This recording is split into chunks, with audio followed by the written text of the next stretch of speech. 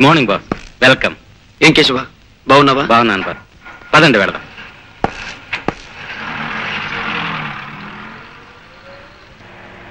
Keshava boss, నా కోరిక ప్రకారం నేను సంపాదించిన ఆస్తిపాస్తులన్నీ పేదవాళ్ళకి అందజేసావుగా? చేశాను బాస్.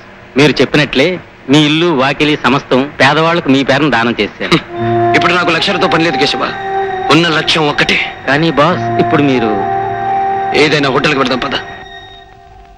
కేశవ, ఒకప్పటి నా ఆప్తమిత్రుడు, ఆ తర్వాత నా బద్ధశత్రువైన విజయ్ ప్రమోషన్తో ఎస్పీ పొజిషన్కి వచ్చాడు కదూ?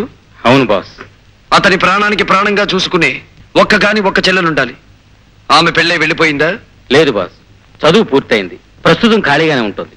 వేటాడవలసిన మేక పిల్లని పులి ఒక్కసారి కళ్ళారా చూడాలి. ఆ అమ్మాయిని నేను చూసి తీరాలి.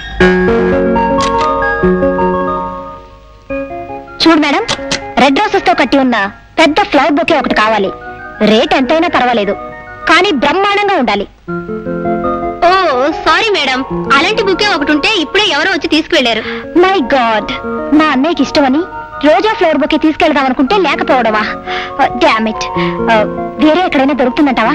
ఈ రోజు మార్కెట్ కి రోజా పూలు వచ్చిందే తక్కువ, మీకెక్కడా దొరకవు. ఓకే, ఇప్పుడేం చేయను? ఆ బొకే ఇచ్చేయి. బాస్, అదిగో అమ్మాయి విజయ్ చెల్లెలు ఆశ.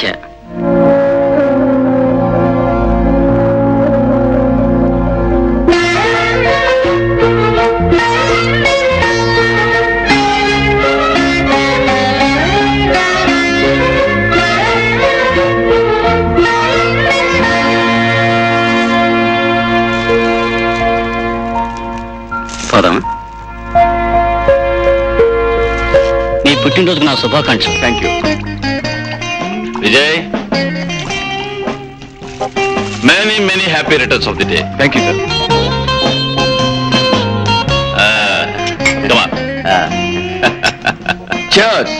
అదేంటి జడ్జి గారు, కోర్టులో ఆర్డర్ అన్నంత ఉత్సాహంగా చీయర్స్ అనేస్తున్నారు. మన విజయ్ ఇంకా బర్త్డే కేక్ కట్ చేయలేదు. ఎక్స్క్యూజ్ మీ, నేను కేక్ కట్ చేయడం కోసం జడ్జి గారిని విస్కీ వాయిదా వేయమన్నా ఐపీసీ అదేదో సెక్షన్ ప్రకారం అన్యాయం అవుతుంది. మీరు కానివ్వండి. Okay, cheers. లక్ష్మి, ఏంటండి ఆశ ఎక్కడ? బజార్కి వెళ్ళింది, ఈ పాటకు వస్తూ ఉండాలి.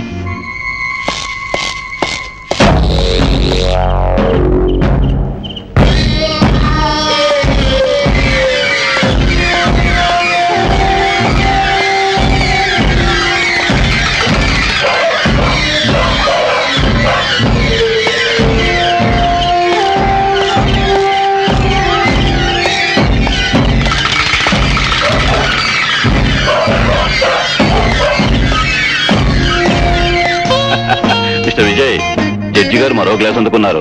నువ్వు కేక్ కట్ చేయడం లేట్ చేస్తే ఆయన అవుట్ అయ్యే ప్రమాదం ఉంది. కాసేపు ఆగండి, మా చెల్లెలు ఆశ రాగానే కేక్ కట్ చేద్దాం.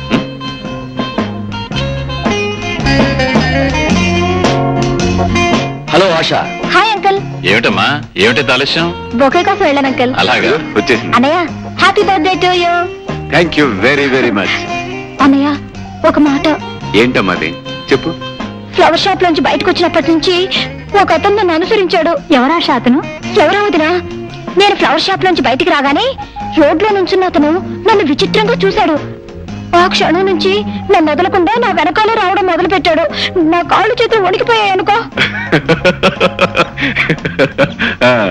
గోల్డ్ మెడల్ పొందిన పోలీస్ ఆఫీసర్ చెల్లెలు పోయింది, ఎవరో వెంట పెడితే నువ్వు భయపడ్డావేంటమ్మా? నీ పిరికితనం గురించి మా డిపార్ట్మెంట్కి తెలిసిందనుకో, గవర్నమెంట్ నాకు రావాల్సిన గోల్డ్ మెడల్ ఆపేస్తుంది. Like, comment, subscribe to our channel.